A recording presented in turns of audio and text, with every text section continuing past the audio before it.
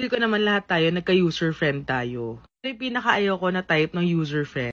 What is up, you guys? It's your damn boy. So I can definitely relate to this video kasi if I can just share with you guys, way back in first year high school, meron akong friend. Well, we're okay, we're civil, we're not that close anymore. Pero meron na kasi akong friend nung first year high school na every lunchtime, I totally understand where the person is coming from because I believe at that time they are financially challenged and talaga sigurong as much as possible the person wants to save money.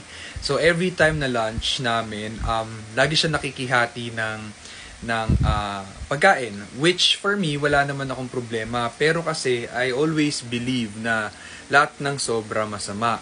So dumating na kasi sa point na since I am, a guy, a growing kid, malakas din tayo kumain. So gutom ka din most of the time.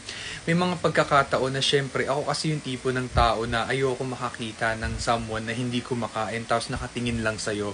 So I don't know, for some quiet reason siguro napansin niya na hindi ko kaya. So lagi ko siyang sinisharean. Pero dumating na rin kasi ako sa point na parang feeling ko naging abusive na yung tao sa pakikihati ng pagkain ko. Again, wala namang masama, pero kung sobra na at ikaw din sa sarili mo, alam mo din kulang na yung pagkain mo sa'yo, you need to somewhat build boundaries na hanggang dito lang and let them actually spend their money to buy their own food because at the end of the day, we are just all thriving and striving. So, gusto ko lang i-share to sa inyo kasi talagang magkakaroon kayo ng kaibigan na magiging kaibigan nyo lang sila or yung specific na tao na yun because alam nilang may makukuha sila sa'yo, which is yun yung pinaka kailangan nating ingatan kasi pangit din naman yun. Kasi pagdating ng panahon na kailangan mo ng tulong, baka MIA na sila.